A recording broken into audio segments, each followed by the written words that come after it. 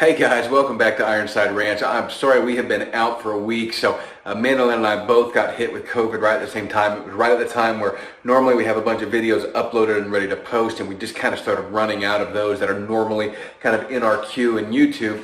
And then our youngest son got sick, and then I got sick, and Mandolin got sick, and we've been fighting it all week. I'm just now at the tail end of it.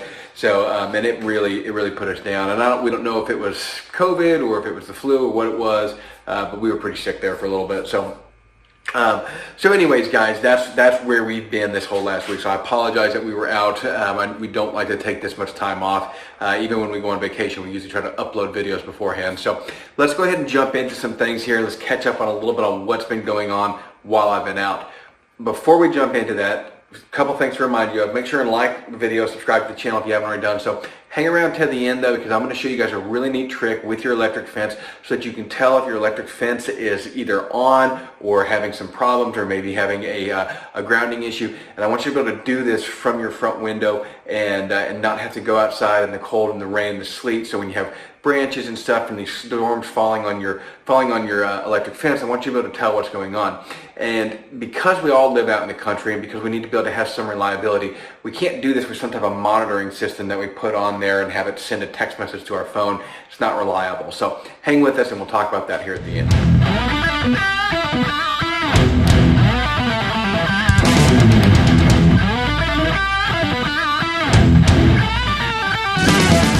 Okay, so Canada and Australia seem to be a little bit of a bellwether about what's going to happen here in the U.S. And so what we're waiting on is we're waiting to see what response Canada's government and people and the supply chain and the food shortages, what that's going to have in Canada as this issue with the truckers and the certain medical procedure standards changing and what that's going to do to their population.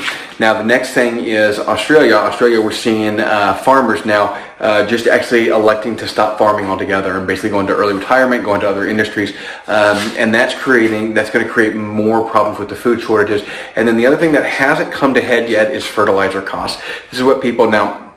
We started to realize that here because we're buying hay, and our hay has gone up about 10%. Our hay is probably going to go up more than that, but luckily we've got a good relationship with our hay guy, and so I think we're fairly safe there. But we're seeing 9 and 10 times, 10x prices on fertilizer for people that are doing traditional farming, and so that's going to become a huge issue. Now, for us kind of more organic, natural farmers, it's probably not going to affect us at all. And in fact, might make us a little bit more competitive on price, right? Because right now my beef prices are lower than what you could get at Walmart.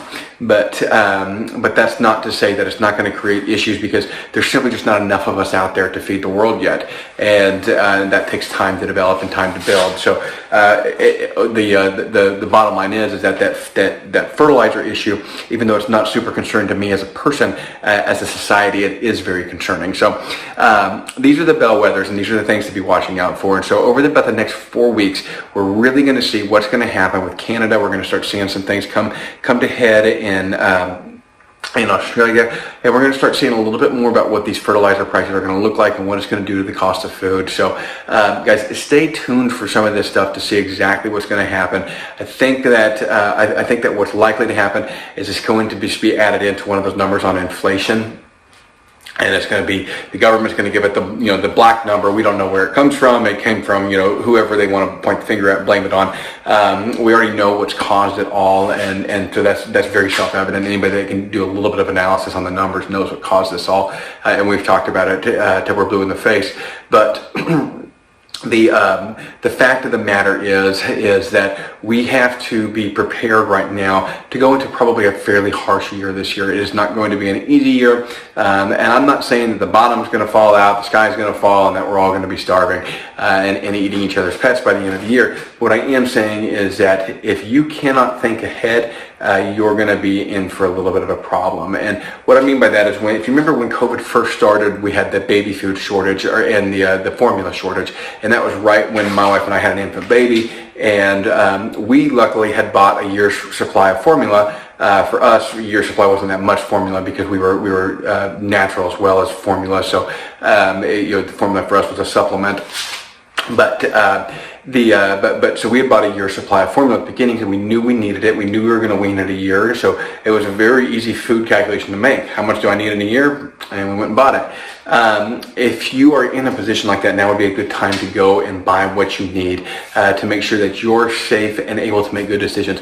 If you are affected short term, you're not going to be able to make long-term decisions. So guys, I'm not going to hold you up too much more. I just wanted to go over that real fast and tell you this is kind of what we're waiting on to see. We're waiting to see what Canada does. We're waiting to see how Australia responds, and I'm waiting to feel better. Man, I'm ready for this to be over. So we will have more videos out. I'll have a video out tomorrow.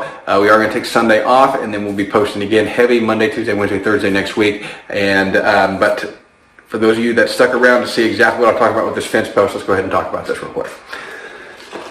All right, here you go. This is really neat. So I've been looking for something to actually be able, because what I want to do is I wanted to be able to have the ability to see if my fence was charged, and my electric fence was charged from the house, and see if the line went down from the storms that we have here. We have pretty bad storms. And there's monitoring systems that you can plug on there that'll hook into your Wi-Fi and text your phone and all sorts of ridiculous crap, and they have them at the chargers.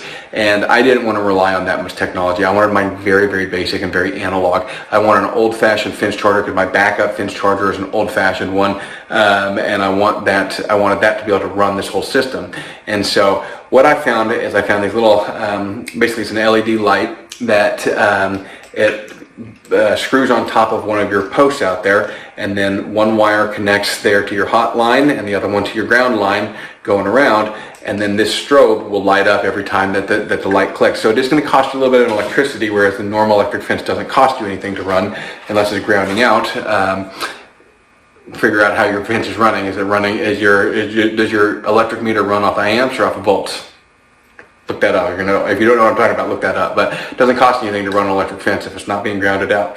And then it's got this little clicker, which I'm actually probably going to remove, that makes an audible clicking sound so that you know it's on.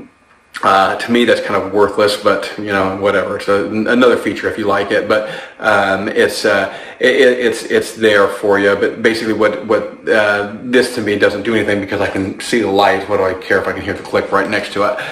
So all I want to do is I want to be able to see this light going and strobing, and that way from out my window, from out my house, my front window or whatever, I can see my fences are on. So we're going to end up putting one of these on each pasture, and I'm going to put it in an area. I'm going to try to put it at the end of the line, obviously. I want to be able to see it from each end of the house to where I can walk around and see that, hey, yes, it's this pasture is going, this pasture is going, this pasture is going, and that is very, very simple. So these are really slick. They're on Amazon. They were about $30. Amazon did not allow us to have our affiliate account for whatever reason. I don't understand. We got to keep applying for that. So there won't be a link, or I'll put a link to it, but it won't be an affiliate link.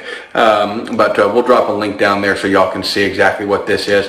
But it's real cheap, real effective way for you to see what's going on with your electric fences to keep your livestock in. So hope that helps you guys out. I really appreciate y'all watching. Make sure and like and subscribe to the video if you haven't already done so. We'll catch y'all next time.